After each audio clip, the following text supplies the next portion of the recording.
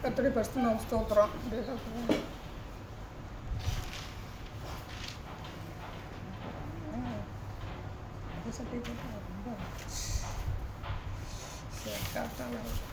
நம்ம வந்து எதை முடிச்சிட்டோம்?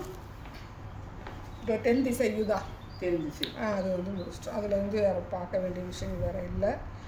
நீங்கள் படித்து பார்த்துட்டு எதுவும் வந்து தெரியலைன்னா கேளுங்க. படிக்கிறீங்களா, வாசிக்கிறீங்களா?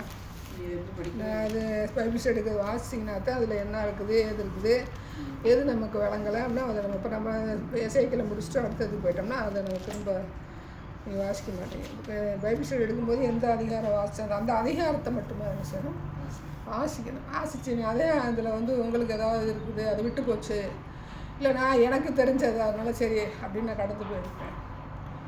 பைபிள் ஸ்டடியும் போது ஒரு காரியத்தை நம்ம நல்லா கொஞ்சம் முடிஞ்ச அளவுக்கு நம்ம டீட்டெயிலாக வந்து பார்க்க வேண்டும்.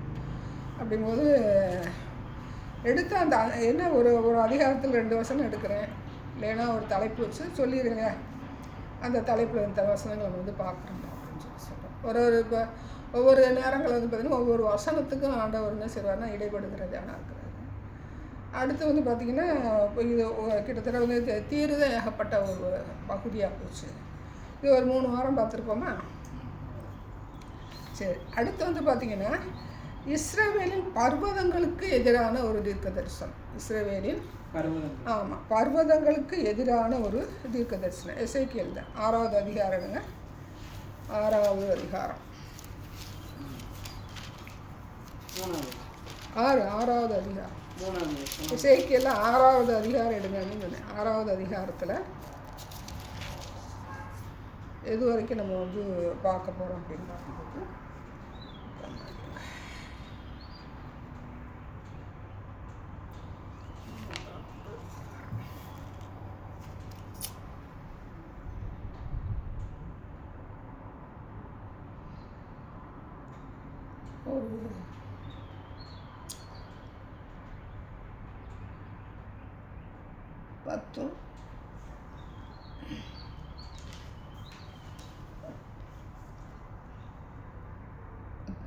பத்து வசனம், அப்புறம் ஒரு 12 10 12 வசனம் வந்து இதில் வந்து பார்க்க போகிறோம். சரியா? 12 வசனம் வந்து பார்க்க போகிறோம். எசேக்கியேல் 6:3 வாசிங்க. இஸ்ரவேலின் பர்வதங்களே, கர்த்தராகிய ஆண்டவரின் வார்த்தையை கேளுங்கள். கர்த்தராகிய ஆண்டவர் பர்வதங்களையும் குன்றுகளையும் ஓடைகளையும் பள்ளத்தாக்குகளையும் நோக்கி, இதோ உங்கள் மேல் நானே பட்டயத்தை வரப்பண்ணி உங்கள் மேடைகளை அழித்து போடுவேன். ஆமாம், ஒரு காரியமாக வந்து பார்த்துட்டு வரோம். எல்லாமே வந்து இஸ்ரவேலை குறித்து பார்த்துட்டு வரோம், உள்ள தேசங்களை குறித்து வந்து பார்த்துட்டு வரோம். அப்போ இஸ்ரவேலுடைய இப்போ இதை குறித்து பார்க்குறோன்னா பர்வதங்களுக்கு எதிரான ஒரு தீர்க்க தரிசனம் அப்படின்னு சொல்லி சொல்கிறார். இப்போ பார்க்கும்போது பார்த்திங்கன்னா எல்லா இடத்துலையும் என்ன இருக்குது, இப்போ உலகம் ஃபுல்லாக வந்து என்ன இருக்குது, மலைகள் வந்து இருக்குது.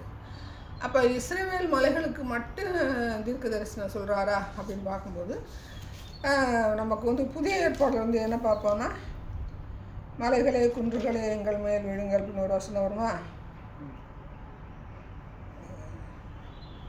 ஆண்டவருடைய வருகை நாட்கள் இல்லையா, வச்சா இருப்பேன். மலைகளே குன்றுகளே லூக்கா 23:30.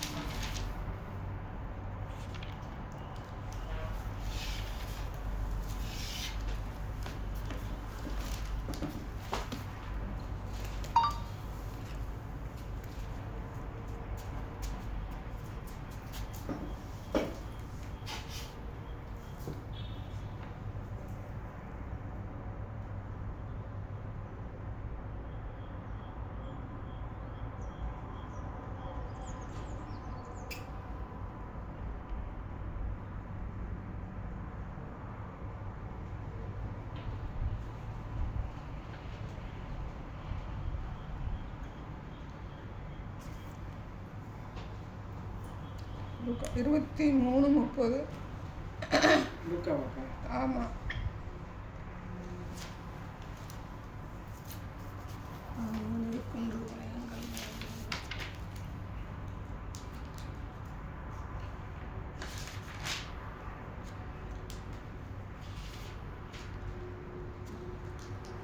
அப்பொழுது மலைகளை நோக்கி எங்கள் மேல் விழுங்கள் என்றும் குன்றுகளை நோக்கி எங்களை மறைத்துக் கொள்ளுங்கள் என்றும் சொல்ல தொடங்குவார்கள். ஆமாம், இங்கே வந்து இஸ்ரவேல் மலைகளுக்கு எதிராக ஒரு தீர்க்கதரிசனம் சொல்றாரு. அங்கே வருகை நாட்களில் வந்து மலைகள் வந்து எங்களை மறைச்சுக்கிட்டோம், அவருடைய கோபம் வெளிப்படும் போது அதுக்கு முன்னாடி நிற்க முடியாத காரியங்கள் அங்கே வெளிப்படுத்தின விசேஷம் 6:16 அந்த காரியத்தை பார்க்கலாம். வாசிங்க, வெளிப்படுத்தல் 6:16.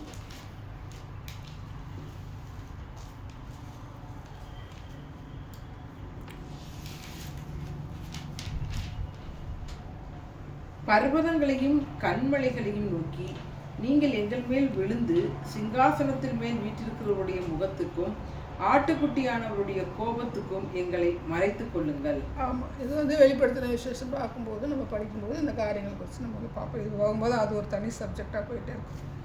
சரி, இப்போ இங்கே என்ன சொல்ல வர்றாருன்னு பார்த்தீங்கன்னா, எருசலேம் மலைகள் பார்த்து ஒரு தீர்க்க தரிசனம் சொல்கிறார். இந்த இடத்துல வந்து மற்றவங்களை குறித்து சொல்லலான்றவர் எருசலேம் மலைகளை குறித்து தான் சொல்லி சொல்கிறாரு. அது எல்லாத்துக்கும் நம்ம என்ன செஞ்சுக்கலாம், பொதுவாக வந்து எடுத்துக்கலாம். ஆவிக்குரிய ரீதியில் இருக்கட்டும், உலக பிரகாரமாக இருக்குது. இந்திய தேசத்தில் ஏகப்பட்ட மலைகள் இருக்குது. இமயமலையில் என்ன இருக்குது, மேடைகள், விக்கிரகங்கள், கோயில் இருக்குது. நம்ம தமிழ்நாடு எடுத்துக்கிட்டோம்னா எங்கே பார்த்தாலும் இருக்குது மலைகளை தான் என்ன செய்யுது, கோயில் வந்து மலையை பார்த்தாலும் இங்கே ஒரு கோயில் வச்சுருக்காங்க.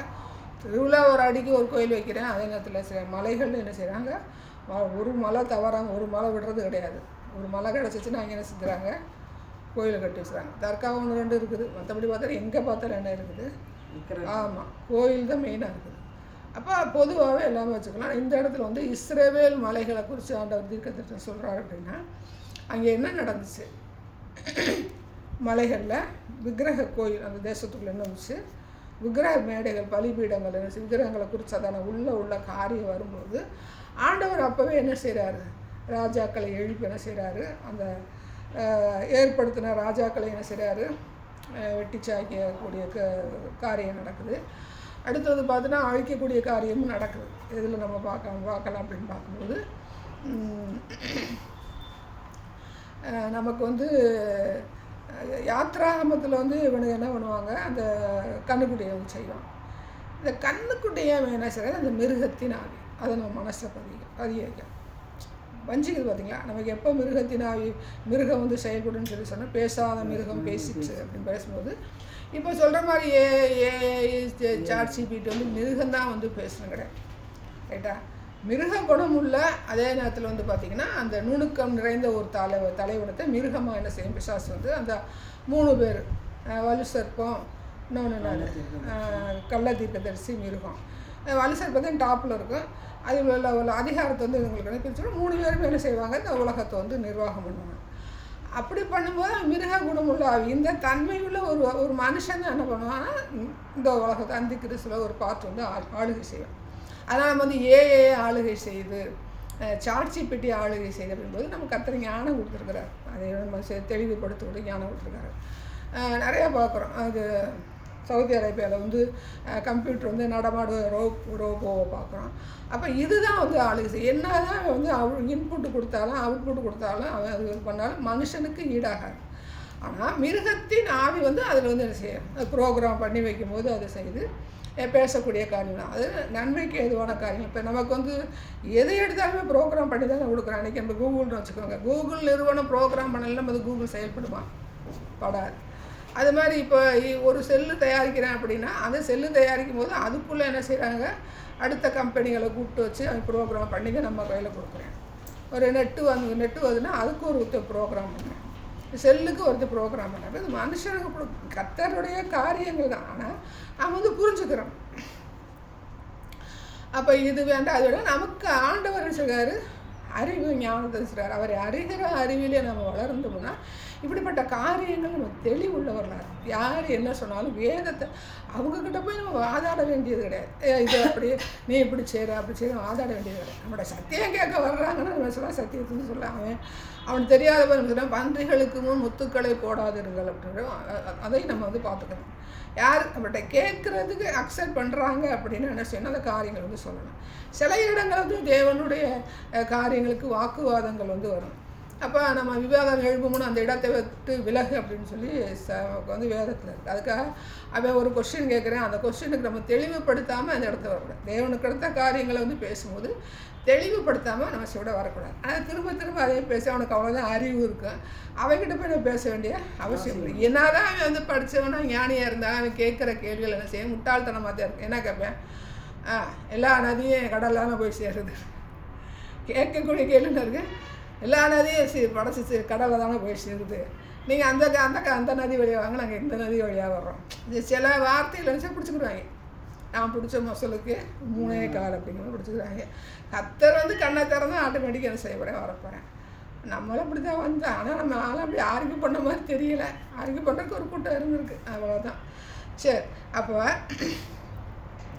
இந்த இடத்துல வந்து பார்த்திங்கன்னா இஸ்ரவேலுடைய பர்வதங்களுக்கு எதிராக வந்து கர்த்தர் வந்து தீர்க்கதரிசனம் சொல்லக்கூடிய காரணம் என்ன அப்படின்னு பார்க்கும்போது எசேக்கியேல் 36:4 வாசிங்க.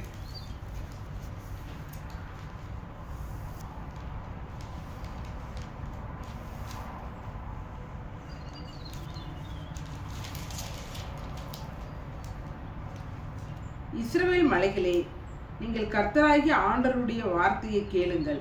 மலைகளுக்கும் மேடுகளுக்கும் ஆறுகளுக்கும் பள்ளத்தாக்குகளுக்கும் பாழாக்கப்பட்ட அவாந்தர இடங்களுக்கும் வெறுமையாய் விடப்பட்ட பட்டணங்களுக்கும் கர்த்தராகிய ஆண்டவர் சொல்லுகிறார், உங்களை சுற்றிலும் மீதியான புறஜாதியர்களுக்கு நீங்கள் கொள்ளையும் பரியாசமுமாய் போனபடியினால்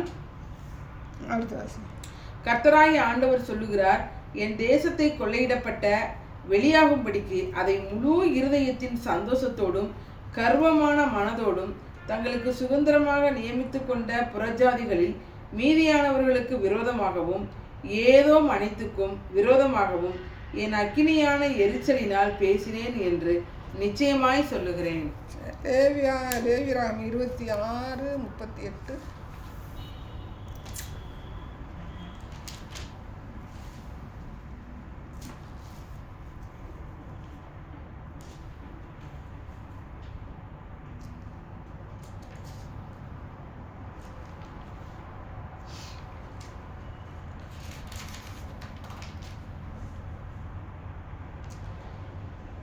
புறஜாதிகளுக்குள்ளே அழிந்து போவீர்கள், உங்கள் சத்துருக்களின் தேசம் உங்களை பற்றி. லேவியராகமம் 26:38. 26:38. நான் உங்கள் மேடைகளை அழித்து உங்கள் விக்கிரக சிலைகளை நிர்தூளியாக்கி உங்கள் உடல்களை உங்கள் நரகலான தேவர்களுடைய உடல்கள் மேல் எறிவேன், என் ஆத்துமா உங்களை அரோசிக்கும். இது வந்து மேடையில் அழித்து போடுதுன்னு பார்க்கும்போது இதெல்லாம் எதை அழிப்பேன்னு சொல்லி சொல்கிறாரு. மேடையில் அந்த மலையில் உள்ள விக்கிரகங்களையும் பலிபீடங்களையும் சரி அழிப்பேன்னு சொல்லி சொல்கிறார். அடுத்து எசேக்கியேல் 6:4 வாசிங்க. உங்கள் பலிபீடங்கள் பாழாக்கப்பட்டு உங்கள் சிலைகள் தகர்க்கப்படும், உங்களில் கொலை என்கிறவர்களை உங்கள் நரகலான விக்கிரகங்களுக்கு முன்பாக விழ பண்ணுவேன். இங்கே என்ன சொல்கிறாரு, அங்கே மேடைகள் சொன்னாரா, மலைகளுக்கு எது சொல்லும்போது மேடை சொன்னாரா, மலைகளை தேர்ந்து சொன்னாரா, மேடையில் எசேக்கியேல் 6:3 வாசிங்க. மேடைகளை அழித்து போடுவேனா. எசேக்கியேல் 36:4 வந்து மலைகள் என்ன சொல்கிறாரு, 36:4.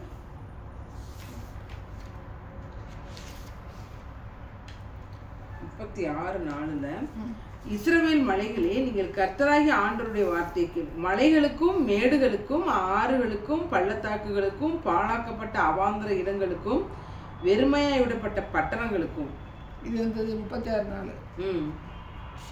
இது வந்து எசேக்கியேல் 6:3 வந்து மேடைகள், 36:4 எல்லாத்துக்கும் அப்படித்தானே. ஆமாம் ஆமாம். லேவியராகமம் 26:30.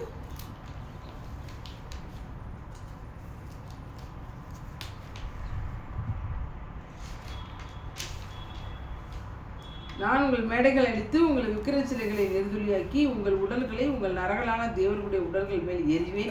மேடைகளும் விக்கிரகங்களும் சரியா. 6:5 வாசிங்க. லேவியராகமம் இல்லை, அது எசேக்கியேல் 6:5 வாசிங்க.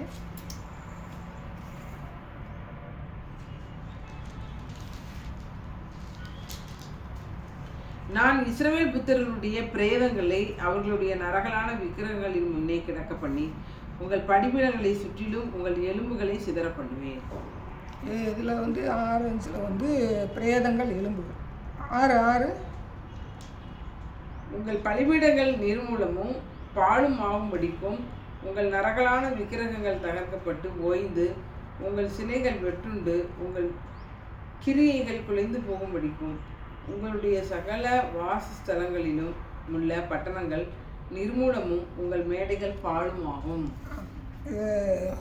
ஃபஸ்ட்டு வந்து நம்ம என்ன பார்க்குறோம், மேடைகள் சொல்கிறார். அடுத்து வந்து இஸ்ரவேல் எல்லாத்தையும் டோட்டலாக சொல்கிறார். அப்புறம் என்ன சொல்கிறாரு, திரும்ப லேவியத்தில் மேடைகளை சொல்கிறார். எசேக்கியேல் 6:4 நரகலான விக்கிரகங்களை சொல்கிறார். எசேக்கியேல் 6:5 பார்த்திங்கன்னா பிரேதங்கள் எலும்புகளை சொல்கிறார். எசேக்கியேல் 6:6 வச்சிங்களா, எசேக்கியேல் 6:6 படிச்சுட்டேன். அதில் வந்து பலிபீடங்கள் சொல்கிறாரா. யாத்திராகம் 12:20 யாத்திராகம் 12:20 வேண்டாம், அது ஓசியா 10:8 வாசிங்க. இப்போ ஓசியா 10:8 வாசிங்க.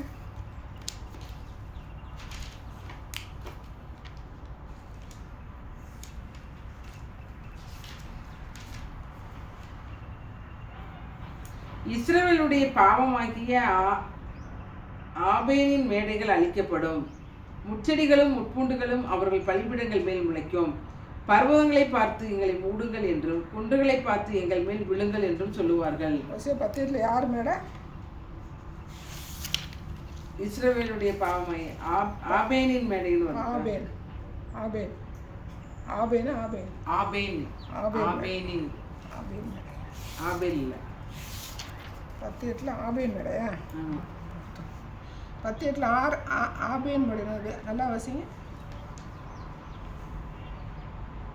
10:8 இஸ்ரவேலுடைய பாவமாகிய ஆபேனின் மேடைகள் அழிக்கப்படும். சரி, எசேக்கியேல் 6:7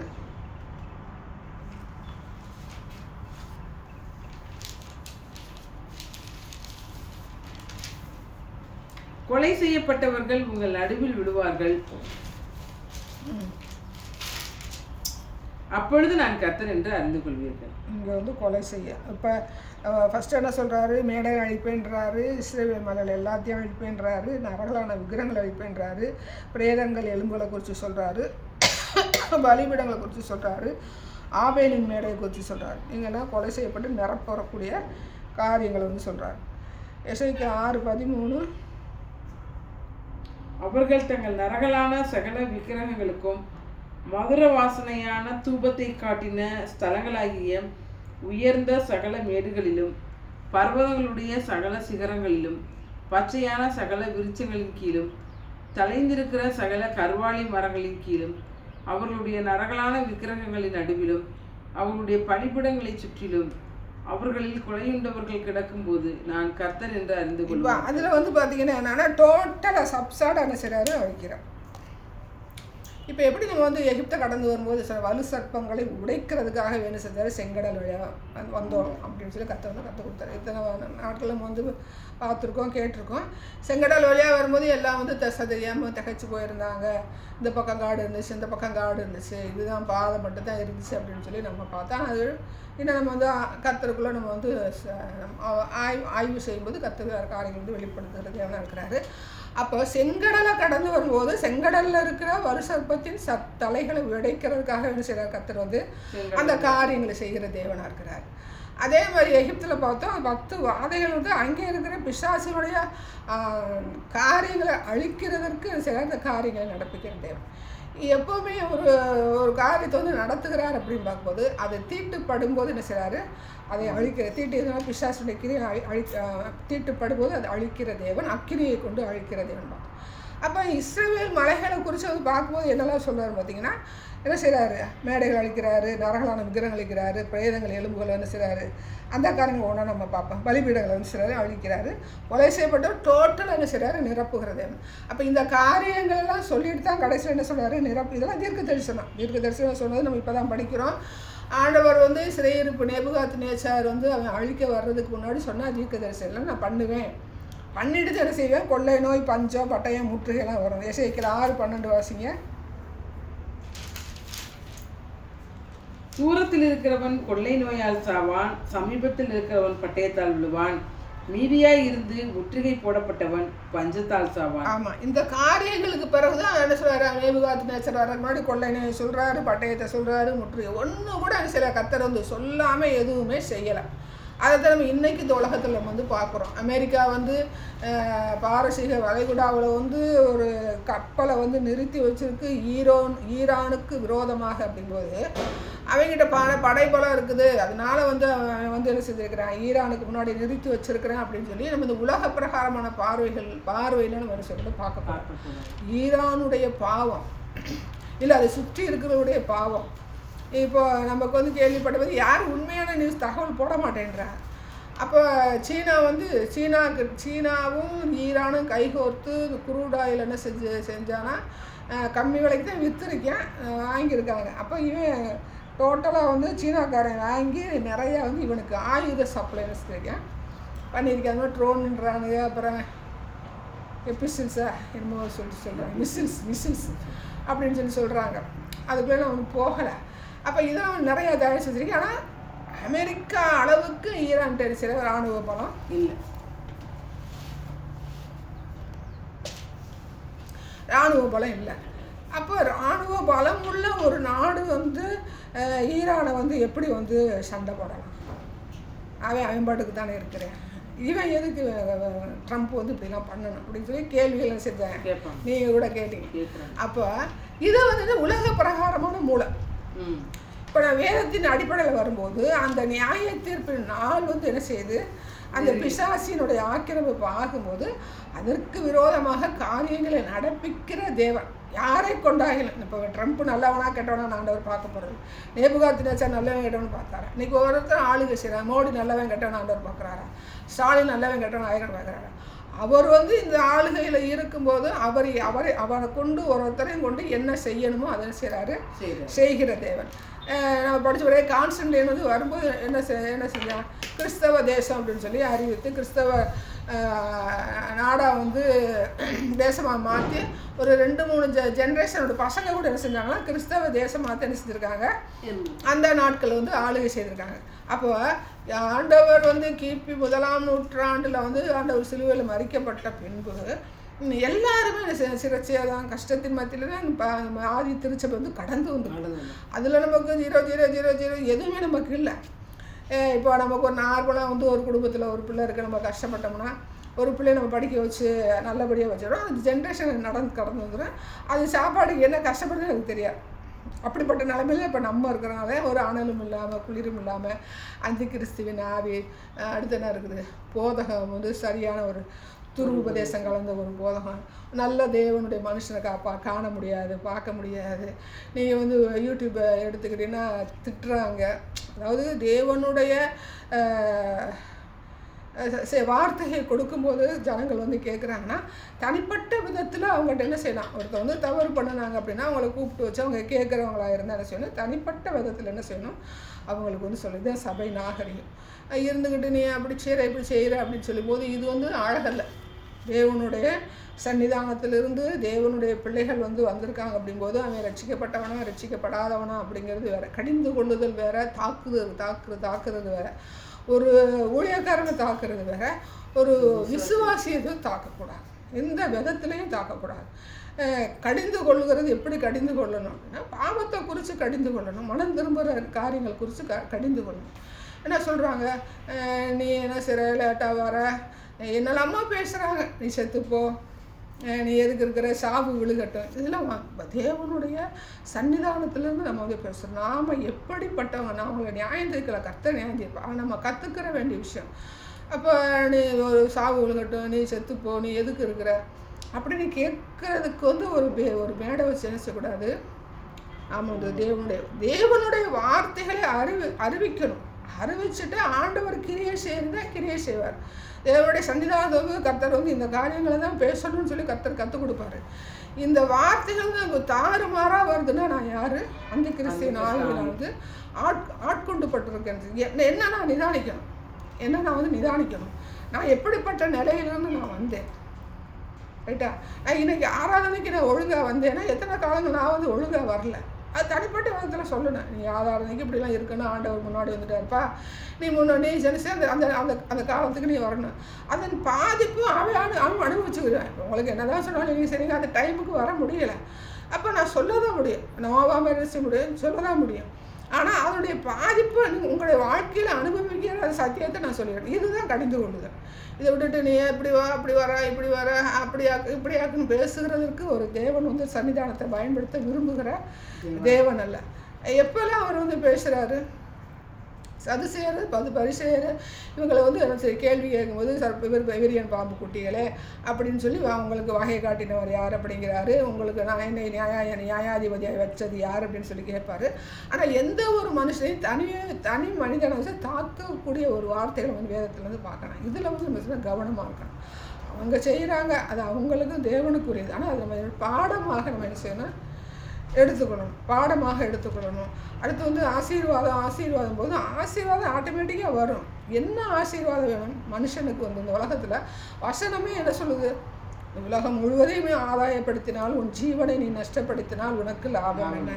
எல்லாத்தையும் சேர்த்து வச்சுட்டு நான் சம்பூர்ணமாக இருக்கேன், இன்னைக்கு ராத்திரி உன் ஆத்மா எடுத்துக்கொண்டா அந்த இது யாருடைய எல்லாத்தையும் அதை தலையில் அடிக்கிற மாதிரி என்ன செய்கிறாரு, காரியங்கள் செய்கிறாரு, வார்த்தையில் வந்து வச்சிருக்கிறாரு. ஆனால் என்ன சொல்கிறாங்க, எனக்கு கர்த்தர் வந்து இப்படி வசதிட்டாரு, நான் இப்படி இருந்தேன், நான் அப்படி இருந்தேன். அப்படிங்கும்போது வர்ற ஒரு விசுவாசியை நீ உயர்த்தினாயா அப்படிங்கிற கேள்வி என்ன செய்யணும், வரணும். வர்ற ஒரு விசுவாசியுடைய வாழ்க்கையில் சபைக்கு வர்ற விசுவாசி வாழ்க்கையில் உயர்ந்ததை நீ என்ன சொல்லணும், சாட்சியாக சொல்லணும். நீ ஆண்டவருடைய காணிக்கையை வச்சு நீ உயர்ந்துக்கிட்டு என்னை கர்த்தர் இப்படி வந்து வசதி இருக்கிறான்னு நீ சொல்லவே கூடாது. எந்த விதத்தில் நீ அனுபவிக்கிற அப்படிங்கிறது உனக்கு ஆண்டவருக்கு என்ன செய்யணும் மட்டும் கிடையாது, சபைக்கும் அது என்ன செய்யணும், திறந்த கண்ணாடியாக இருக்கணும். அவங்ககிட்ட இருந்து நீ காணிக்கை வாங்கிட்ட அப்படின்னா இந்த காணிக்கை நீ எப்படி செலவு பண்ணுகிற, நீ எந்த படத்தை எங்கே கொண்டு போய் போடுற, நீ எதை வச்சு நீ இந்த அளவுக்கு நீ என்ன செய்கிற, என்னை கர்த்தர் உயர்த்திட்டார் அப்படின்னு நீ சொல்கிறேங்கிறத என்ன செய்யணும், அந்த சபை என்ன செய்யணும் சொல்லணும். சபையில் நீ காணிக்கை வாங்கிட்டீங்கன்னா அந்த காணிக்கைக்குரிய கணக்கை யாருக்கு சொல்லணும், சொல்ல வேண்டிய அவசியம் இல்லை அப்படின்னு இருக்குது. வேதத்தில் சொல்லப்படவே இல்லை. செல்லும் செலவை கணக்கு பார்க்காமல் இருப்பானோ. அப்போ செல்லும் செலவை கணக்கு பார்க்காமல் இருப்பானோ அப்படின்னு பார்க்கும்போது அவன் மட்டுமா கணக்கு பார்ப்பேன்? 2-3 பேர் சேர்ந்து தான். ஒரு குடும்பத்தில் வந்து உங்கள் வீட்டுக்காரர் வந்து ஒரு 10,000 கொடுக்குறாருன்னா, ஏமா இந்த 10,000 வந்து நீ வந்து இந்த மாதத்துக்குள்ளே நீ செலவு பண்ணிக்கணும்னு சொல்லி அவங்க பட்டியலிட மாட்டார். ஆனால் நம்ம மனைவி என்ன செய்வா, கரெக்டாக பண்ணுவா அப்படின்னு. அப்புறம் கரெக்டாக பண்ணும்போது ஒரு டிஃபிகல்ட்டான ஒரு சுச்சுவேஷன் வரும்போது, எப்போ இந்த செலவு எடுத்து நான் இதில் போட்டுட்டேன், இந்த செலவு எடுத்து இதில் போட்டேன், இதை எடுத்து நம்ம பண்ண முடியுமா அப்படின்னு கேட்கும்போது அங்கே என்ன அவருக்கு ஒரு கலந்து ஆலோசிக்கிற ஒரு தன்மை இருக்கும். இல்லை சில குடும்பம் சில சேர்ந்தே இருந்துன்னு செய்வாங்க, பட்ஜெட் போட்டு நம்ம இதுக்குள்ளே தான் நம்ம பண்ணணும் அப்படின்னு சொல்லி பண்ணுகிற இந்த காலத்தில் இருக்காங்க. இல்லை இதில் எங்கள் அண்ணன் என்ன செய்வார், ஒரு காரியமும் எழுதி வச்சு தான் சரி பண்ணுவார். அப்போ ஒருத்தட்ட வந்து இப்போ காணிக்கை வாங்கிட்டோம், நான் காணிக்கை வாங்கினதுனால வந்து அவனுக்கு நான் பதில் சொல்ல வேண்டிய அவசியம் இல்லை, வேதத்தில் எந்த இடத்துலையும் இல்லை. இதனால தான் என்ன சபை கெட்டு போகிறது, ஆத்துமாக்கள் வந்து கெட்டு போகிறது. அப்போ அவன் கஷ்டப்படுறேன் அப்படிங்கும்போது நான் அவனுக்கு முன்னாடி அவன்கிட்ட வாங்கின காணிக்கையை நான் அனுபவிச்சுட்டு நான் ஆசீர்வாதமாக இருக்கேன்னு சொல்லவே கூடாது. பவுல் என்ன சொன்னார், ஓரடிக்கிற மாட்டின் வாயை கட்டாயாங்கிறார். மாட்டுக்கு என்ன வேணும், சாப்பாடு தான் வேணும். உடனே என்ன சொல்லுவாங்க எல்லாமே எனக்கு அப்படின்னு சொல்லி என்ன செய்யக்கூடாது, திணிக்கக்கூடாது. சரி, அது அவங்களுக்கு ஆண்டவருக்கு. நமக்கு சத்தியத்தின்படி நம்ம என்ன செய்யணும், நாம் வந்து கடந்து போகணும். ஒருத்தவங்க வந்து தேவையோடு இருக்கிறாங்கன்னா, வெளியில் உள்ள தேவைகள் இருக்கிறாங்கன்னா அது வேறு விஷயம்.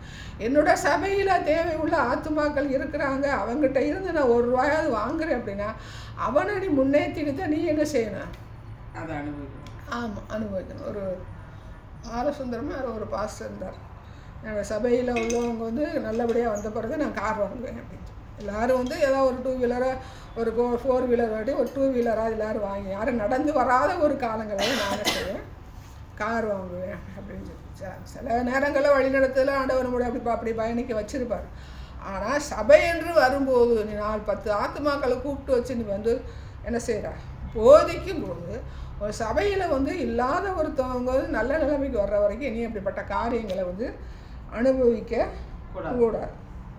சரி, நம்ம இங்கேயே போய்ட்டு இங்கேயே போகிறோம், ரைட். இப்போ ஆண்டவர் என்ன சொல்கிறாருன்னா, எல்லா காரியங்களும் தீட்டுப்படுகிறதுனால என்ன செய்கிறாரு, அழிக்கிறாரு. இன்றைக்கி வந்து வேறன்னா ட்ரம்ப் வந்து அங்கே வச்சுருக்கேன், ஈரானுக்கு நேரம் வச்சுருக்கும் போது ஈரானுடைய பாவங்கள் எப்படிப்பட்டதுன்னு அவருக்கு தான் தெரியும். வெளிப்பிரகாரம் பார்க்குறோம், அவன் என்ன செய்கிறேன், ஒரு எதிரி மாதிரி எல்லோரும் அடித்து கொள்றாங்க போது எப்படிப்பட்ட பாவங்கள் அவங்க வந்து பார்த்தீங்கன்னா அணுகுண்டு வந்து சோதனை நடத்தியிருக்காங்கன்னு சொல்லி சொல்கிறாங்க. அப்போ சோதனை நடத்தும்போது இப்போ ஏதோ ஒரு அணுகுண்டை போட்டான்னா உலகம் என்ன செஞ்சு முடிஞ்சிடும். அப்போ அதை தடுக்கக்கூடிய வேலையை யார் செய்யணும்? ஆண்டவர் தான் செய்யணும். அப்போ இந்த ட்ரம்ப் மூலம் என்ன செய்கிறார்? கர்த்தர் வந்து அங்கே ஒரு போர்க்கப்படும் அவனை விட பலமான ஒரு ஆளன்னு சரி அங்கே வந்து நிறுத்தி வச்சிருக்கிறார். இப்போ அப்படி நிறுத்தி வைக்கும்போது ரஷ்யா வந்து தலையிடுமா, அவங்ககிட்டே அணு ஆயுத கப்பல் இருக்குது, சீனா வந்து தலையிடுமா அப்படின்னு பார்க்கும்போது அவங்க எனக்கு பார்த்த விஷயத்தில் எனக்கு தெரிஞ்ச மட்டும் சொல்கிறேன், அவங்க வந்து இந்த பாரசீக வளைகுடாவில் வச்சுருக்கிறதுனால இந்த ஈரானுக்கும் சீனாவுக்குமே எந்த கனெக்ஷன் இல்லாத அளவுக்கு அந்த போர்க்கப்பல் வந்து இருக்குது. இப்போ ரஷ்யா வந்து என்ன செய்யுது, ஈரானுக்கு வந்து உதவி பண்ணிடுச்சு. இப்போ வளைகுடாவில் இருக்கிறதுனால அவன் எப்படி வந்து சப்போர்ட் பண்ணுவான் அப்படிங்கிறது நமக்கு வந்து தெரியலை. அப்போ ஆண்டவர் வந்து ஈரானுக்கு மட்டும்தான் வச்சுருக்கிறாரா, இப்போ சீனாவுக்கும் வச்சுருக்கிறாரு. இப்போ இவங்க 2 பேரை காட்டிலும் ரஷ்யா வந்து பலமுள்ள நாடு. ஆனால் அவன் ஏன் பேசாமல் இருக்கிறான் அப்படிங்கும்போது அதுவும் ஆண்டவருடைய கரத்தில் தான் இருக்குது. சரியா?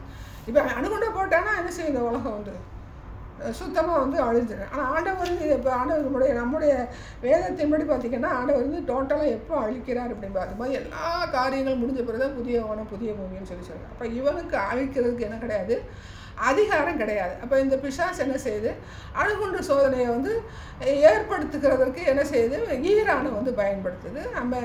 அமெரிக்காவும் பண்ணியிருக்காங்க, யார் வேணாலும் போடலாம். ஆனால் இப்போதைக்கு வந்து ஈரான் பயன்படுத்துறதுனால ஈரான் வந்து போற்றக்கூடாதுங்கிறதுக்காக அமெரிக்கா என்ன செய்து ஸ்டெப் எடுக்குது. ரஷ்யா ஏன் ஸ்டெப் எடுக்கலை அப்படிங்கிறது வந்து பார்த்திங்கன்னா அது ஒரு மறைமுகமான ஒரு காரியம் இருக்குது. அது ஆண்டவருக்கு வந்து தெரியும். இப்போ எதுக்கு அப்படிப்பட்ட ஒரு பதற்றமான சூழ்நிலை இருக்குது அப்படின்னா ஈரானுடைய பாவத்தை தடுக்கிறதுக்கான இது அணுகுண்டு போடாமல் இருக்கிறதுக்கு கர்த்தர் நடவடிக்கை எடுத்து வச்சுருக்கிறாங்க. அப்போ இது எல்லாமே வந்து நமக்கு வேதத்தில் சொல்லப்படும் போது நம்ம என்ன சொல்லிட்டோம், லெபனானை குறித்து படித்தோம் இல்லையா, நியாயத்தீர்ப்பு படிக்கும்போது என்ன படித்தோம், ஈரானை குறித்து படித்தோம். நீங்கள் வந்து ஈரான் எடுத்துக்கிட்டால் நேபுகாத்நேச்சர், பாபிலோன், மேதியா, பெர்ஷியா, கிரேக்கர், ரோமர் எல்லாமே அங்கே ஆபிரகாமில் வந்து வந்து கிரேக்கரில் யார் படித்தோன்னா ஒரு யாப்பேத்து சந்ததி யாவான் அப்படின்னு படித்தோம். மேதியா, பெர்ஷியா அப்படின்னு பார்க்கும்போது பார்த்திங்கன்னா அந்த ஈரானில் உள்ளவங்க, லெபனான் இந்த சைடு உள்ளவங்க பார்த்தோம். சேத்து சந்ததி யாருன்னா ஆபிரகாம். அங்கே இருந்தவங்க தான், இங்கே ஈராக் பகுதியில் வந்து இருந்தவங்க. அப்போ மெயினாக வந்து பார்த்திங்கன்னா நம்ம சந்ததின்னு பார்க்கும்போது யாப்பேத் சந்ததி வந்து ரஷ்யா அப்படின்னு சொல்லுவாங்க. எந்த வம்சம் எந்த கோத்திரன்றது தெரியல. இவங்க வந்து பார்த்திங்கன்னா அமெரிக்கா வந்து பார்த்திங்கன்னா எப்பிராயிம் கோத்திரம்னு சொல்லுவாங்க. ஆமாம், இஸ்ரேல் எப்போவுமே வந்து பார்த்திங்கன்னா ஃபஸ்ட்டு மோசே கற்றுக் கொடுத்தது எப்படி 12 பேரை ஒற்றர்கள் அனுப்புகிறாரு, உள்ளே போய் பார்க்குறாங்க. அப்போ போய் பிடிக்கும்போது என்ன டோட்டலாக அழிச்சுறாங்க, பிள்ளைங்களையும் ஸ்திரீகளையும் கொண்டுட்டு வராங்க. இந்த மெத்தட் தான் இன்றைக்கு வரைக்கும் இந்த உலகத்தில் வந்து கடைப்பிடிக்கப்படும். இந்த காரியங்களும் இந்த வரைக்கும் கடைப்பிடிக்கும். அப்போ இந்த இஸ்ரேல் புத்திரர் வந்து பார்த்திங்கன்னா நம்ம கருங்கடல் படித்தோம் இல்லையா, கருங்கடலை தான் யார் இருந்தா, யாப்பேத் சந்ததி இருந்தாங்களா, அவங்கள வந்து பார்த்திங்கன்னா நல்ல பேர்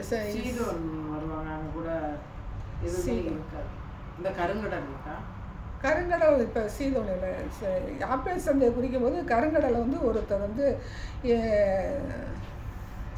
சிம்மோனியரும் இம்மோனியரும் படித்தோம். அவங்கள வந்து அப்படி தான் கூப்பிட்டாங்க, அந்த பக்கம் இருந்து வந்தவங்கள அப்படின்னு சொல்லி படித்தோம். அவங்க தான் வந்து பார்த்திங்கன்னா இந்த பக்கம் நமக்கு வந்து அந்த பேர் எனக்கு வந்து மறந்து போச்சு, இம்மோனியல்னு சொல்லி ஒன்று படித்தோம். அதாவது உலக சரித்திரத்தில் வந்து அந்த பக்கம் இருந்து வந்தவங்களை வந்து இந்த டோட்டலாக வந்து ஒரு பேர் சொல்லி படிச்சு, எப்படி நம்ம வந்து இவர் ஆபிரகாம் சந்ததி எபிரேன்னு சொல்லி சொன்னாங்கல்ல, அது மாதிரி இதுதான் மறைவு வந்து பார்த்திங்கன்னா ஒரு இடம் போகும்போது இந்த சிம்மோனியல் இந்த சரித்திரத்தில் அப்பப்போ வரும்போது இவங்க ஒரு வேறுபட்ட ஒரு இனமாக இருக்கும்போது அவங்களுக்கு ஒரு பேர் அவங்களுடைய மொழியில் லாங்குவேஜில் வந்து சொல்லி கூப்பிட்ருவாங்க. அப்படி கூப்பிட்டு வரும்போது நமக்கு தமிழர்கள் வந்தாங்கல்ல, அவங்கள வந்து அந்த திராவிடர்கள் அப்படிங்கிறதுக்கு ஒரு இங்கிலீஷ் வேர்டு, அதைத்தான் அவர் என்ன செஞ்சுறாரு, தமிழில் வந்து அந்த ப்ரொனன்சியேஷன் வந்து சொல்ல வரான்னு சொல்லிட்டு அவர் வந்து அந்த திராவிடன் யார் மாற்றுறாருன்னா கால்டுவெல் மாற்றினார். அதை தான் இப்போ வந்து திராவிட மாடல் சொல்கிறாங்க. அதை அந்த மொழியில் உள்ள ஒரு வேறுபாடு உருவாங்க. ஆமாம், இப்போ நம்ம வர்றோம் ஒரு இந்த உலகத்தை நம்ம தமிழ்நாட்டில் வந்து ஜாதிகள் இருக்குது அப்படின்னு சொல்லி சொல்கிறோம். ஜாதிகள் இருக்கும்போது பார்த்திங்கன்னா இவன் யார் பண்ணேன், பிராமின்ஸ் தான் பண்ணுறேன். மனுஸ்மிருதின்னு சொல்லி ஒரு பேர், நல்ல பேர். அவன் வந்த காலத்தில் ஜாதி பண்ணுறேன். நான் தலை ராஜா வந்து தோல் நாக்கி விட்டேன்.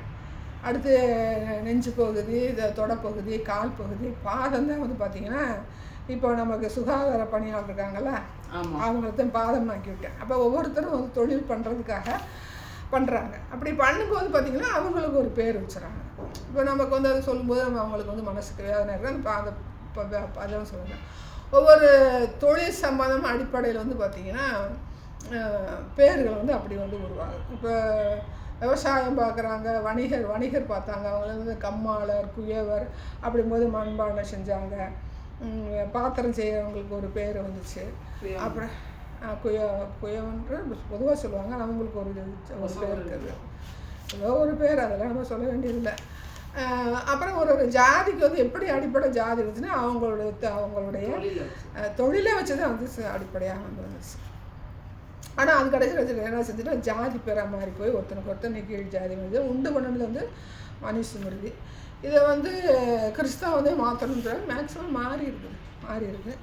வர்ற காலங்களில் கர்த்தர் மாற்றுங்கிற தேவனாக இருக்கிறார். சரி, அதனால வந்து பார்த்திங்கன்னா இப்போ நம்ம பார்க்கும்போது இந்த தீர்க்க தரிசனத்துக்கும் இப்போ இருக்கிற உலகத்தின் நடைமுறைக்கு நமக்கு என்ன செய்யுது, கிளியர் கட்டாக இருக்கு. ஆமாம், கிளியர் கட்டாக இருக்குது. அப்போ யார் என்ன சொன்னாலும் இப்போ வெனிசுலா நாட்டு முதல்வரை எதுக்கு தூக்கிட்டு வந்தேன்னா, இவன் எங்கே வேரோடி போயிட்டேன், ஈரான்காரன் வந்து வெனிசுலா நாட்டு வரைக்கும் போயிட்டேன், அவனுக்கு கையாளப்பட்டேன். அப்போ கையாளப்படும் கர்த்தர் என்ன செய்கிறாரு, அப்படிப்பட்ட காரியங்களை அனுமதிக்கிறாரு. அவன் மட்டுக்கு நல்லா இருந்தேன், ஜாலியாக இருந்தேன், எதுக்கு வேண்டாத வேலை.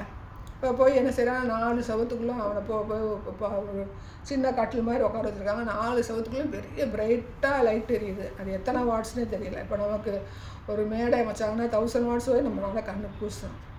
அப்போ டோட்டலாக இருக்குது, ஜன்னலும் இல்லை, ஒன்றும் இல்லை. முன்னாடி மட்டும் இந்த கம்பி இருக்குது, தனியாக இருக்கிறேன். அவன் ராஜாவாக அதிபராக இருக்கும்போது அவன் எப்படி இருந்தான்றதையும் அவன் போட்டு காமிக்கிறாங்க. அந்த லைட் இருக்கிறனால பார்த்திங்கன்னா அவன் 24 ஹவர்ஸ் கண்ணை மூட முடியாது. அப்படி ஒரு சித்திரவதை தேவையா அவனுக்கு, அதோடு ஒரு 4 ஆண்டுட்டு போயிருக்கலாம்ல.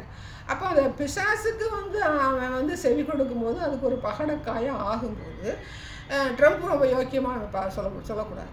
ஆண்டவர் வந்து ஒரு மனுஷனை வச்சு என்ன செய்கிறாரு, இன்னொரு பிசாசின் குணங்களை வச்சு அழிக்கிற தேவன், ஒடுக்குகிற தேவன், அப்படிப்பட்ட காரியங்களை அனுமதிக்கிற தேவன். அப்போ இந்த வேதத்தின் அடிப்படையில் நம்ம பார்க்கும்போது ட்ரம்ப் எதுக்கு தேவையில்லாமல் இதுக்குள்ள நுழைகிறேன், தேவையில்லாமல் எதுக்கு தேவனை பிடிச்சி தூக்கி போகிறேன் அப்படின்னு சொல்கிறது உலக பிரகாரமான அறிவு. தேவனுடைய அறிகளை பார்க்கும்போது ஆண்டவர் அங்கே செய்கிறாரு, இந்த உலகத்தின் காரியங்களுக்கு பிசாசு வந்து நான் அழிக்கிறேன்டா அப்படின்னு சொல்லி ஒரு ஸ்டெப் எடுக்கும்போது அங்கே கர்த்தர் வந்து செக் வைக்கிற தேவன். அதை நம்ம நல்லா புரிஞ்சுக்கிறோம்.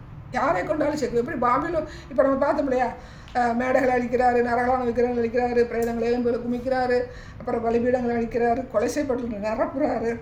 அதுக்கு பிறகு என்ன பண்ணுறாரு, கொள்ளை நோய் பட்டயத்தை வந்து கொண்டுட்டு வராரு. அப்போ அந்த பிசாசின் காரியங்களை அழிக்கிறதுக்கு செக்கு வைக்கிறதுக்கு என்ன செய்கிறார் ஆண்டவர் வந்து மனிதர்களை பயன்படுத்துகிறது. அன்னைக்கு எப்படி பாபிலோல நேபுகாத்நேச்சார் வந்து பயன்படுத்தினார், இன்றைக்கி ட்ரம்ப் எடுத்து பயன்படுத்துகிறாரு. ஏன் ரஷ்யாவை பயன்படுத்தலாம், அவன் செய்கிற தேவனுடைய வார்த்தைக்கு செவி சாய்க்காத ஒரு மனுஷன். அப்போ பாபிலோன் நேபுகாத்நேச்சார் செய்யலாம் ஆண்டவருடைய வார்த்தைக்கு செவி சாய்த்தானா அப்படின்னு சொல்லி ஒரு கேள்வி வரும். அப்போ அவனுடைய அப்பா வந்து அவன் பேர் என்ன, மேலும் தரியு ராஜா வந்து தானியலுக்கு செவி சாய்த்த ஒரு மனுஷனாக இருப்பார். நேபுகாத்நேச்சாருக்கு தரிசனம் வெளிப்படும் போது அவன் பேர் என்ன, தானியலுக்கு ஒரு நல்ல பொசிஷன் கொடுத்தாங்க. அப்போ அதில் கடந்து வந்ததுனால அப்படி இருக்குமா அப்படிங்கும்போது எந்த விதத்துலையும் ஆண்டவர் என்ன செய்கிறாரு, யாராவது ரஷ்யாக்காரனாக இருக்கட்டும். இப்போ இன்றைக்கி ஈரானை வந்து அவர் தடுத்து நிறுத்தினா ரஷ்யாவை என்ன செய்வார், கர்த்தர் எடுத்து அது செக்கு வைக்கிறதுக்கு அவனை பயன்படுத்தி தான் செய்வார். இப்போ இந்த இடத்துல ஏன் அவனை வந்து கர்த்தர் வைக்கல, அவன் டோட்டலாக என்ன செஞ்சுருக்கான், கரப்ஷன் ஆகிக்க 1 2 என்ன செய்வேன் 3 மனைவி இருக்குது, யாருக்கு ட்ரம்ப் இருக்குது, 3 மனைவிகள் இருக்குது. ஆனாலும் ஆண்டவருடைய வார்த்தைகள் என்ன செய்யலாம் சொல்கிறேன். அதனால கர்த்தர் எடுத்து என்ன செஞ்சால் அவனை வந்து பயன்படுத்தலாம். இந்த ஸ்டெப் வந்து ஆண்டவர் வச்சு எடுத்தானா எடுக்கலையா அப்படின்னு நமக்கு தெரியும். ஆனால் கர்த்தர் வந்து அவனை கொண்டு ஈரானில் இருக்கிற அந்த அக்கிரமத்தின் செய்கைகளுக்கு ஒரு செக் வைக்கிற தேவனாக இருக்கிறாரு. அது 3ஆம் உலக போராக இருக்கும், உலகம் ஒரு முடிவு வரும் அப்படின்னு சொல்லி வேதத்தில் இருக்குது. அப்படிங்கும்போது அதை குறித்து நம்ம பயப்பட வேண்டிய அவசியம். நம்ம வந்து பரிசுத்தப்படணும், கர்த்தருடைய வருகைக்கு ஆயத்தப்படணும். இருக்கிற ஆட்கள் அவன் இப்போ எப்படி இருக்கிற பயம் காட்டுகிறதுக்கு ரொம்ப ஆட்கள் கிடையாது. பயம் காட்டினாலும் ஒரு மனுஷன் வந்து மனம் திரும்ப முடியாது. ஆரம்ப காலங்களில் வந்து பார்த்திங்கன்னா ஒரு 5 நாள் வந்து மீட்டிங் போடுவாங்க. மீட்டிங் போடும்போது வந்து பார்த்திங்கன்னா 5ஆவது நாள் வந்து பார்த்திங்கன்னா வருகையை குறித்து ஒரு சொல்லணும், சொல்லக்கூடாது நான் சொல்ல வரேன். அதனால அவன் வந்து மனம் திரும்பினாலும் சந்தோஷம்தான். இதையே சொல்லும்போது தான் உங்களுக்கு அலுப்பு தட்டி நம்ம 10ஆவதுன்னு சொல்கிறோம் அப்படின்னா சொல்லணும், கண்டிப்பாக சொல்லணும். வருகை குறித்து சொல்லணும். உலகம் வந்து ஆயத்தப்படுத்த ஆண்டு சொல்ல ராஜ்யம் சண்டை வரும், யுத்தம் வரும். இயேசு கிறிஸ்து அங்கேயே இருக்கிறார், இங்கே இருக்கிறார் வரும். ஆனாலும் ஆண்டோட வருகை எப்படி இருக்கமோ ஒரு மின்னலை போல் கிழக்குல இருந்து மேற்கு வரைக்கும் தோன்றுகிற ஒரு மின்னலை போல் ஆண்டவருடைய வருகை இருக்கும். அப்போ ஆண்டவர் இப்போ வந்தாலும் நான் ரெடியாக இருக்கிறேனா அப்படிங்கிறது நம்ம வந்து கருத்தாக இருக்கணும். நம்மளோட நமக்கு சொல்ல வர்ற ஆத்துமாக்களுக்கு நம்ம வந்து சொல்லணும். இப்படி கோடிட்டு காமிக்கணும். உடனே இது நடந்துருச்சு, இது 3ஆம் உலக போர் வந்துடும், இவன் தான் யார் அந்திகிறிஸ்து ஒரு பேச்சுக்கு சொல்ல, இவன் அந்திகிறிஸ்துவாக இருக்கலாம், அப்படின்னு அந்திகிறிஸ்துவாக இருக்கலாம், இவன் பேர் என்ன சீனாக்கார அந்திகிறிஸ்துவாக இருக்கலாம், ஈரான்கார அந்திகிற ஒரு பேச்சுக்கு நம்ம வந்து ஒரு உதாரணத்துக்கு சொல்லலாம். ஆனால் இவன் தான் நம்ம சொல்ல முடிவு கட்டக்கூடாது. கட்டும்போது என்னது அது தவறான ஒரு துருபதேசம், தவறானது துருபதேசமாக மாறி போயிடும். அதில் வந்து நம்ம செய்யணும், கவனமாக இருக்கணும். சரி, இப்போ நமக்கு வந்து இஸ்ரேல் பர்வதங்களுக்கு எதிரான ஒரு தீர்க்க தரிசனத்தை கர்த்தர் சொல்லிட்டு, அப்புறம் நேபுகாத்நேச்சார் மூலமாக சரி கொள்ளை நோய் வரும், பட்டயம் வரும், கொள்ளை நோய் வரும், முற்றுகையிட்ட பிறகு நடந்து கொள்ளை நோய், பட்டயம் வரும், பட்டயத்துக்கு அடுத்து தான் வந்து கொள்ளை நோய். எல்லாத்தையும் சொல்லிட்டு செய்கிற தேவன் தான் அவர். சரியா? எல்லாவற்றையும் என்ன செய்கிறாரு சொல்லிட்டு சொல்லாமல் எதையுமே செய்கிறதில்ல. இது எந்த வருஷத்தில் சொன்னார், எந்த வருஷத்தில் சொல்லலை அப்படிங்கிறது நமக்கு நம்ம உட்காந்து நம்ம தேடலாம். அது தேடுதல் நம்ம போலப்பா இறைமையை வாழ்ந்த வருஷம் எது, இவன் வந்த வருஷம் எது அப்படின்னு பார்க்கும்போது இவன் வந்து 586 சிறையிருப்புக்கு போகிறாங்க. யோயாக்கிம் ராஜா, கடைசி ராஜா 586. அதுக்கு முன்னாடி வந்து இறைமையை அதை செஞ்சுருப்பேன். இந்த தீர்க்க தரிசனம் வந்து சொல்லியிருப்பேன். அது கூட ஒரு 10-13 வருஷம் எழுதி வச்சுருந்தேன். அப்போ அந்த குறிப்பிட்ட காலங்களுக்கு முன்பதாக எரேமியாவுக்கு கர்த்தர் வெளிப்படுத்துகிறாரு. எசேக்கியேல் எங்கே இருக்கேன்? சிறையிருப்பில் இருக்கிறேன். ஆமாம், எரேமியாவுக்கும் சொல்கிறாரு, ஏசாயாவுக்கும் சொல்லுவார். இந்த காரியங்களாம் ஏசாயா உள்ள போனோம்னு நிறையா விஷயங்கள் இருக்குது. ஏசாவுக்கு வந்து நியாயத்தீர்ப்புகள் நிறைய சொல்லியிருப்பாங்க, அதையும் நம்ம பார்ப்போம். சரியா? அப்போ எல்லாவற்றையும் சொல்லிட்டு செய்கிற தேவன். சரி, இப்போ இஸ்ரவேலில் வந்து என்னென்ன மலைகள் இருக்குதுன்னு சொல்லுங்க பார்ப்போம். இஸ்ரவேலில் உள்ள பர்வதங்களுக்கு இப்போ நம்ம வாடிப்பட்டில் என்னென்ன மலை இருக்குது? குட்லாடம்பட்டி மலை என்னது? குட்லாடம்பட்டி மலை தெரியாது. கோம்ப மலையா? எங்கிட்ட இந்த மலை, இந்த பெருமாள் கோயில் மலை, பொன்னையாமலை. பொன்னையாமலை ஒன்று இருக்குது. இங்கிட்ட இருக்குது. இங்கிட்ட வந்து அலங்காநல்லூர் ஒரு பக்கம் ஒரு மலை இருக்குது. ஒரு மலை இருக்குது. அது பூரா இப்போ அந்த கல்வாரியா அது பேர் என்ன? குவாரி கல்குவாரி. மலையத்தை இப்போ குடஞ்சி கல்குவாரி இருக்கிறாங்க, கல் எடுக்கிறாங்க. தேவைகள் இருக்குது. மணல் போச்சு, சிமெண்ட்டுமே மண்ணிலேருந்து வந்துச்சுன்னு சொல்கிறோம். மண்ணிலேருந்து வருதுங்க. அது எவ்வளோ அவங்களுக்கு வருதுன்னு தெரியுங்களா? அப்படிங்கும்போது இப்போ ஜனம் பெருக்க கூடும்போது அவன் என்ன செய்கிறான்? மலையை தோண்டி எடுக்கிறேன், எனக்கு காசு ஓவராக காசு ஆட்டையை போட்டு கொள்ளையடிக்கிறேன் அப்படின்ட்டு சொல்கிறாங்க. பிசாசு என்னதையும் செய்ய எல்லாமே செய்யும். ஆமாம், மணியை பார்த்துக்காங்க. எத்தனை மணிக்கு ஸ்டார்ட் பண்ணும்? 43.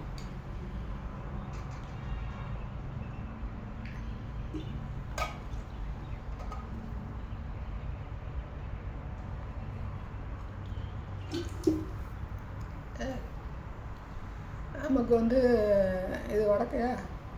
இங்கிட்ட வந்தோம்னா மேற்கு தொடர்ச்சி மலை இங்கே வரைக்கும் வருதுன்றாங்க. எங்கே வரைக்கும் வரும்? அழகூர் வரைக்கும். சிறுமலை தொடர்ச்சி, மேற்கு தொடர்ச்சி மலை வந்து இப்படி வருதா? தேனி பக்கம் வரும். சிறுமலைனா மேற்கு தொடர்ச்சி மலை ஒரு பிரிவு. அதுதான் அலர்கோயில், கொடைக்கானல் மலை எல்லாமே வந்து அதை வந்து இந்த பக்கம் மேற்கு தொடர்ச்சி மலை வந்து தேனி வரைக்கும் கொடைக்கானல், ஊட்டி, பெரியகுளம், ஆமாம், இதெல்லாம் சுற்று ரவுண்டை வந்து அது அப்படியே வந்து கேரளா வரைக்கும் போகணும். இந்த எண்டு வந்து பார்த்திங்கன்னா நமக்கு வந்து அழகர் கோயில், அதுக்கு அங்கிட்ட வந்து மழை இல்லை. கிழக்க வந்து ஒரே கடல் தான் இருக்குன்னு நினைக்கிறேன். கிழக்க வந்து ராமேஸ்வரம் அந்த கடற்கரை பகுதி அங்கிட்ட மழை இல்லை. ஆமாம், மேற்கு தொடர்ச்சி மலை வந்து இப்படி வந்து சுற்றி வந்து நமக்கு அதனால நமக்கு ஒரு சேஃபாக இருக்குது.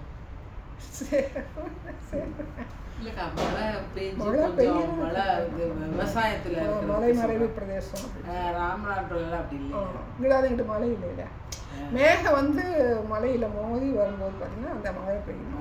அது அந்த பக்கம் இல்லாமல் அது சிவகங்கை, திருப்பத்தூர் மட்டும் தண்ணி.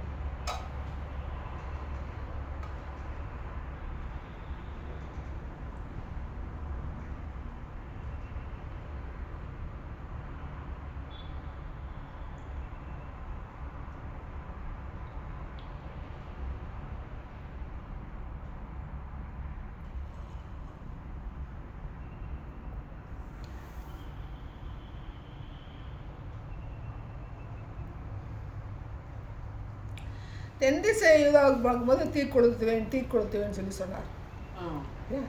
இஸ்ரேல் மலைகள் என்ன சொல்கிறாருன்னா, மேடைகள் அழிச்சு போடுவேன், விக்கிரகங்களை செய்வேன், அழிச்சு போடுவேன், பிரேதங்களை எலும்புல செய்வேன், கொண்டு வருவேன், பலிபீடங்களை அழிப்பேன், கொலை செய்யப்பட்டவர்கள் செய்வேன், நிரப்பிட்டு அந்த கொஞ்சம் கடைசியில் ஒப்பு கொடுப்பேன் அப்படிங்கிற காரியங்கள் என்ன சொல்கிறாங்கன்னா மலைகளை குறித்து சொல்கிறேன்.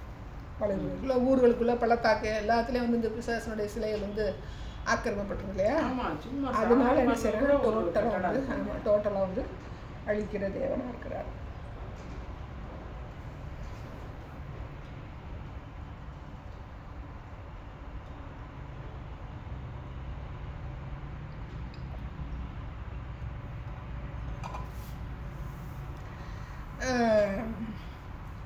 இப்போ அங்கே என்னென்ன மலை இருக்கு பார்த்தா மெயினாக நமக்கு என்ன தெரியும், ஒலிவ மலை. ஆண்டவர் வந்து சிறுவையில் ஆரம்பிச்சது. அடுத்து வந்து எர்மோன் மலைன்னு போகும்போது தாவீதுல சில சங்கீதம் வந்து பாடுறேன். அடுத்து என்ன மலை இருக்குது, சீனோனாந்தரம் இருக்குது, சீனாய் மலை. எருசலேமில் அது சம்மந்தப்பட்டது. சீனோனாந்தரம் வந்து அவங்க கடந்து வராங்க. சீனாய் மலையில்தான் ஆண்டவர் என்ன செய்கிறாரு, யூதாவை சுற்றி பார்க்கும்போது ஒலிவ மலை, எர்மோன் மலை. அடுத்து என்ன இருக்குன்னா கில்போவா மலை இருக்குது. கில்போவா மலைங்கிறது வந்து யுவானாரிகா வெட்டி போட்டாங்கல்ல, சவுலையும் ஜோனத்தானே. ஆமாம். அடுத்து வந்து கர்மேல் மலை, எலியா இருப்பார்ல. ஆமாம். அடுத்தது வந்து பார்த்திங்கன்னா தாபோர் மலைங்கிறது இவங்க நம்ம தெபோரால் வந்து நியாயம் விசாரிக்கிறா, சண்டை நடக்குது. அடுத்து வந்து எப்ராயிம் மலைன்னு வரும்போது அவங்களுடைய கோத்திரத்தில் வந்து அது அந்த லாஸ்ட் எண்டில் வந்து இருக்கும்.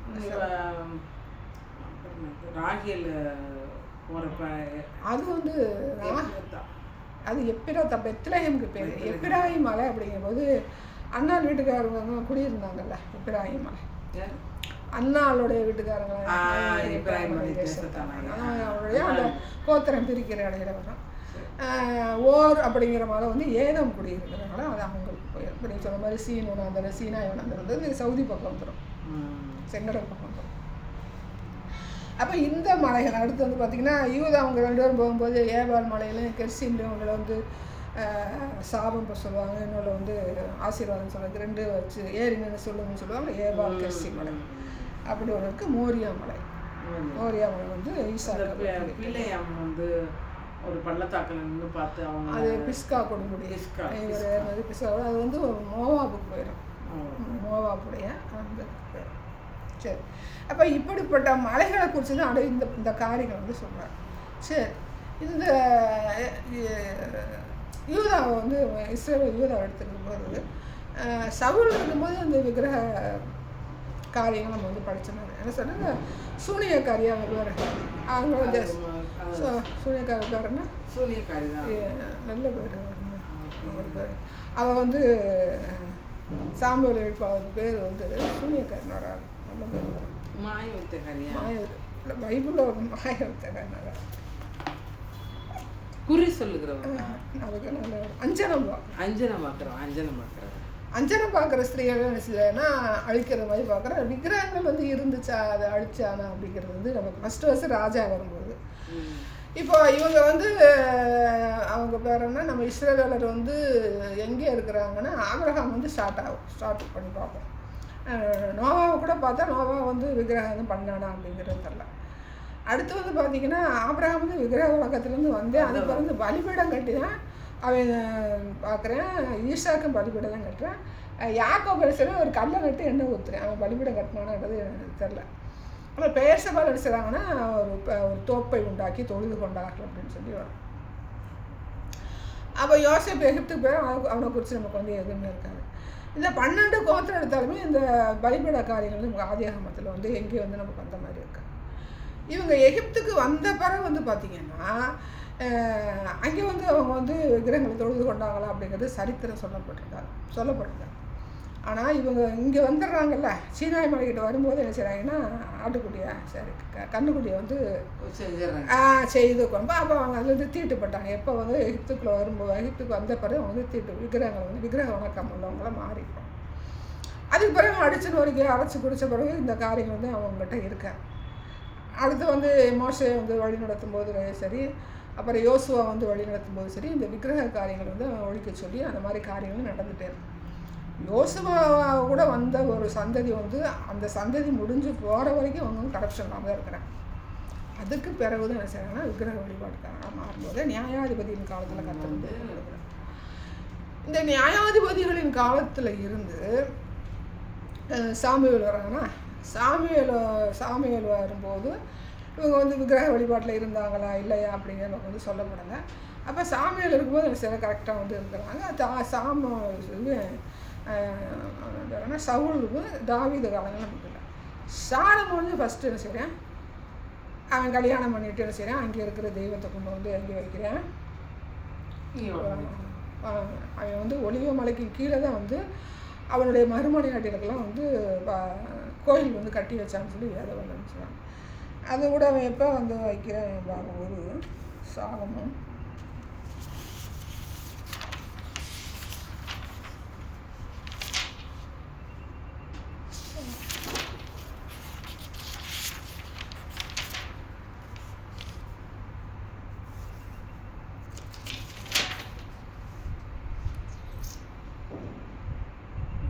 ஒன்று ராஜாக்கள் 11:4 வாசிங்க.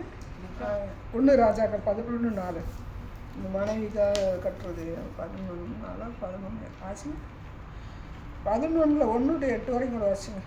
1 to 11 வரைக்கும் இல்லை 1 to 8 வரைக்கும் வாசிங்க. 1 ராஜாக்கள் எத்தனாம் அதிகாரம்? 11 வரைக்கும் கூட வாசிங்க. 4ல் இருந்து இல்லை 1லேருந்து வாசிங்க. ராஜாவாகிய சாலமோன் பார்வோனின் குமாரத்தியை நேசித்ததும் அல்லாமல் மோவாபியரும் அம்மோனியரும் ஏதோமியரும் சீதோனியரும் ஏத்தியரும் ஆகிய அந்நிய ஜாதியாரான அநேக ஸ்திரீகள் மேலும் ஆசை வைத்தார். கர்த்தர் இஸ்ரவேல் புத்திரரை நோக்கி, நீங்கள் அவர்கள் அண்டைக்கும் அவர்கள் உங்கள் அண்டைக்கும் பிரவேசிக்கலாகாது. அவர்கள் நிச்சயமாய் தங்கள் தேவர்களை பின்பற்றும்படி உங்கள் இருதயத்தை சாய பண்ணுவார்கள் என்று சொல்லியிருந்தார். சாலமோன் அவர்கள் மேல் ஆசை வைத்து அவர்களோடு ஐக்கியமாய் இருந்தான். அவனுக்கு பிரபுக்கள் குலமான 700 மறுமனையாட்டிகளும் 300 மறுமனையாட்டிகளும் இருந்தார்கள். அவனுடைய ஸ்திரீகள் அவன் இருதயத்தை வலிவு போக பண்ணினார்கள்.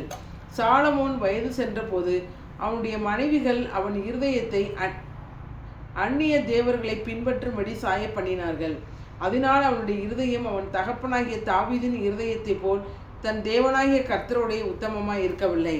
சாலமோன் சீதோனியரின் தேவியாகிய அஸ்தரோத்தையும் அம்மோனியரின் அருவருப்பாகிய மில்கோமையும் பின்பற்றினான்.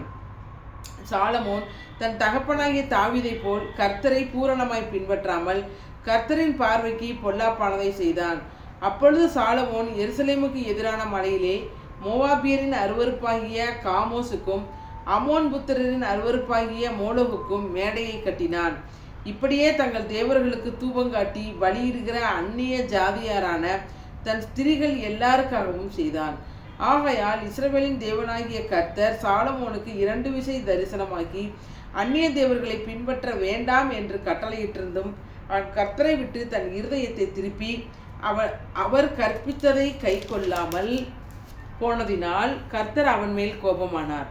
ஆகையால் கர்த்தர் சாலமோனை நோக்கி, நான் உனக்கு கட்டளையிட்ட என் உடன்படிக்கையும் என் கட்டளைகளையும் நீ கை கொள்ளாமல் போய் இந்த காரியத்தை செய்தபடினால் ராஜ்யபாரத்தை உன்னிடத்திலிருந்து பிடுங்கி அதை உன் ஊழியக்காரனுக்கு கொடுப்பேன். அவ்வளோதானக்கா. 11 வரைக்கும் ஆச்சுங்களா? ஃபஸ்ட்டு வந்து உள்ளே கொண்டு வந்து வச்சவன் யார்? சாலமோன் தான். சாலமோன் ஏன் வச்சேன்னா அந்த பெண்களுக்காக கல்யாணம் பண்ணிட்டு சரியா கல்யாணம் பண்ணுறேன், அதோட போய் தொலையாமல் பண்ணிட்டேன், கொண்டு வந்து எங்கே வச்சுட்டேன். அப்போ இந்த தீர்க்க தரிசனம் வந்து எந்த காரியத்தை வந்து அழிக்கிறதுக்கு கத்த சித்தம் விடாங்க. அது வந்து யாருடைய நகரம்? மகாராஜாவின் நகரம். அதை வந்து அழிக்கிறதுக்காக என்ன செய்கிறாங்க இந்த தீர்க்க தரிசனம் வார்த்தைகள்னு சொல்கிறாங்க. ஃபஸ்ட்டு யார் வர? உள்ளே வர. அடுத்து 2ஆவதாக வரேன் பார்த்தீங்கன்னா யெரொபெயாம். ஃபஸ்ட்டு 2 யெரொபெயாம் வந்து அவன் பையன் ஒருத்தி வருவேன். டோட்டலாக வந்து பார்த்திங்கன்னா நான் 12 கோத்திரத்தையும் ஆளுகை செய்த ராஜா யார்? சவுலு, தாவீது, சாலமோன் 3 பேர். இவன் மயங்காலத்தில் 2 பேர். இவன் செஞ்ச தவறுனால என்ன ஆகும்? 2ஆவே பிரியும். பாசமாக 11 பேர் வச்சுங்க. டைம் பண்ணும் 5 நிமிஷம்.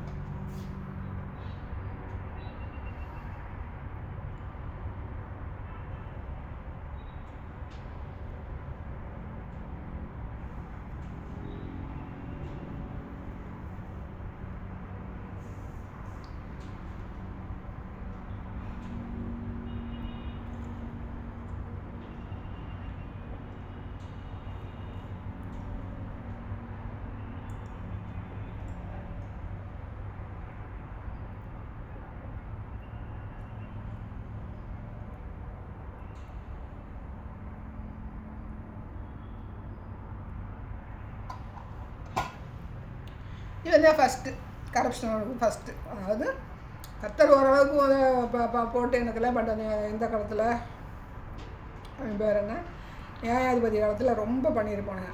அதையும் கூட நம்ம பார்ப்போம். இப்போ வந்து பார்த்திங்கன்னா நல்லா பீரிப்பு கொஞ்சம் ஆண்டவர் வந்து எதுவுமே இல்லாமல் இருக்கும்போது ஃபஸ்ட்டு இவன் கொண்டு வரேன். 2ஆவது வந்து யெரொபெயாம் கொண்டு வரேன். ஆமாம், தானில் வைப்பேன். அவன் வந்து எப்படி பட்டவனாக இருந்தான்னு பார்த்துக்கும்போது 1 ராஜாக்கள் 11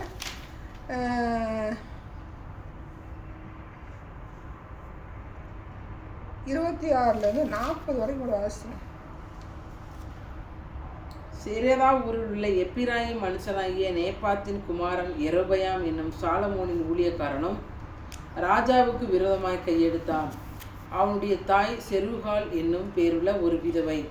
அவன் ராஜாவுக்கு விரோதமாய் கையெடுத்த முகாந்தரம் என்னவென்றால், சாலமோன் மில்லோவை கட்டி தன் தகப்பனாகிய தாவீதுடைய நகரத்தின் இடிந்து போன இடங்களை பழுது பார்த்தபோது யெரொபெயாம் என்பவன் பராக்கிரமசாலியாய் இருந்தான். அவன் காரிய சமர்த்தரான வாலிபன் என்று சாலமோன் கண்டு யோசேப்பு வம்சத்தாரின் காரியத்தை எல்லாம் அவன் விசாரிப்புக்கு ஒப்புவித்தான். அக்காலத்திலே யெரொபெயாம் எருசலேமிலிருந்து வெளியே போகிற போது சீலோனியரான அகியா என்னும் தீர்க்கதரிசி புது சால்வையை பொறுத்து கொண்டிருந்து வழியிலே அவனை கண்டான். இருவரும் வயல்வெளியிலே தனித்திருக்கையில் அகியா தான் போர்த்து கொண்டிருந்த புது சால்வையை பிடித்து அதை 12 துண்டாக கிழித்து போட்டு யெரொபெயாமை நோக்கி 10 துண்டுகளை எடுத்துக்கொள். இஸ்ரவேலின் தேவனாகிய கர்த்தர் சொல்லுகிறது என்னவென்றால், இதோ நான் ராஜ்யபாரத்தை சாலமோனுடைய கையிலிருந்து எடுத்து கிழித்து உனக்கு 10 கோத்திரங்களை கொடுப்பேன். ஆனாலும் என் தாசனாகிய தாவீதுக்காகவும் நான் இஸ்ரவேல் கோத்திரங்களில் எல்லாம் தெரிந்து கொண்ட எருசலேம் நகரத்துக்காகவும் ஒரு கோத்திரம் அவனுக்கு இருக்கும். அவர்கள் என்னை விட்டு சீதோனியரின் தேவியாகிய அஸ்தரோத்தையும் மோவாபியரின் தேவனாகிய காமோசையும் அம்மோன் புத்திரரின் தேவனாகிய மில்கோமையும் பணிந்து கொண்டு அவன் தகப்பனாகிய தாவீதை போல என் பார்வைக்கு செம்மையாய் இருக்கிறதை செய்யவும் என் கட்டளைகளையும் என் நியாயங்களையும் கை கொள்ளவும் அவர்கள் என் வழிகளில் நடவாமற் போனபடினால் அப்படி செய்வேன். ஆனாலும் ராஜ்யபாரம் முழுவதையும் நான் அவன் கையிலிருந்து எடுத்து போடுவதில்லை. நான் தெரிந்து கொண்டவனும் என் கற்பனைகளையும் என் கட்டளைகளையும் கை கொண்டவனுமான என் தாசனாகிய தாவீது நிமித்தம் அவன் உயிரோடு இருக்கும் நாளெல்லாம் அவனை அதிபதியாக வைப்பேன். ஆனாலும் ராஜ்யபாரத்தை அவன் குமாரன் கையிலிருந்து எடுத்து அதிலே 10 கோத்திரங்களை உனக்கு தருவேன். என் நாமம் விளங்கும்படி நான் தெரிந்து கொண்ட நகரமாகிய எருசலேமிலே என் சமூகத்தில் என் தாசனாகிய தாவீதுக்கு எந்நாளும் ஒரு விளக்கு இருக்கத்தக்கதாக அவன் குமாரனுக்கு ஒரு கோத்திரத்தை கொடுப்பேன். நீ உன் மன விருப்பத்தின்படி ஆண்டு கொண்டு இஸ்ரவேலின் மேல் ராஜாவாய் இருப்பதற்காக நான் உன்னை தெரிந்து கொண்டேன். நான் உனக்கு கட்டளையிட்டதை எல்லாம் நீ கேட்டு கை கொண்டு நீ என் வழிகளில் நடந்து என் தாசனாகிய தாவீது செய்தது போல் என் கட்டளைகளையும் என் கற்பனைகளையும் கை கொள்ளும்படிக்கும் என் பார்வைக்கு செம்மையானதை செய்கிறது உண்டானால் நான் உன்னோடு இருந்து நான் தாவீதுக்கும் கட்டினது போல உனக்கும் நிலையான வீட்டை கட்டி இஸ்ரவேலை உனக்கு தருவேன். இப்படி நான் இந்த காரியத்து நிமித்தம் தாவீதின் சந்ததியை சிறுமைப்படுத்துவேன், ஆகிலும் என்னாலும் அப்படி இராது என்று சொன்னான். அது நிமித்தம் சாலமோன் யெரொபெயாமை கொல்ல வகை தேடினான். யெரொபெயாம் எழுந்து எகிப்துக்கு சீசாக் என்னும் எகிப்தின் ராஜாவின் இடத்தில் ஓடிப்போய் சாலமோன் மரணமடைய மட்டும் எகிப்திலே இருந்தான். சாலமோனின் மற்ற நடவடிக்கைகளும் அவன் செய்தவை அனைத்தும் அவனுடைய ஞானமும் சாலமோனுடைய நடவடி புத்தகத்தில் அல்லவோ எழுதியிருக்கிறது. சாலமோன் எருசலேமிலே இஸ்ரவேலை எல்லாம் அரசாண்ட நாட்கள் 40 வருஷம். சாலமோன் தன் பிதாக்களுடைய நித்திரையடைந்து தன் தகப்பனாகிய தாவீது நகரத்தில் அடக்கம் பண்ணப்பட்டான். அவன் குமாரனாகிய ரெகொபெயாம் அவன் ஸ்தானத்தில் ராஜா. இப்போ இதில் வந்து நம்ம அந்த சரித்திரம் படித்தாது நமக்கு வந்து கூறி அதுக்காக படித்தோன்னே சரியா. இப்போ ஃபஸ்ட்டு ராஜாவாக இவன் சாலமோன். அடுத்து வந்து வடக்கு ராஜ்யத்தை வந்து டைம் இருந்துச்சா யெரொபெயாம். அப்போ இதை வந்து நம்ம அடுத்த புதன்கிழமை திங்கக்கிழமை யெரொபெயாம் பற்றி அடுத்த முடிச்சு ஆஃப் பண்ணோம்.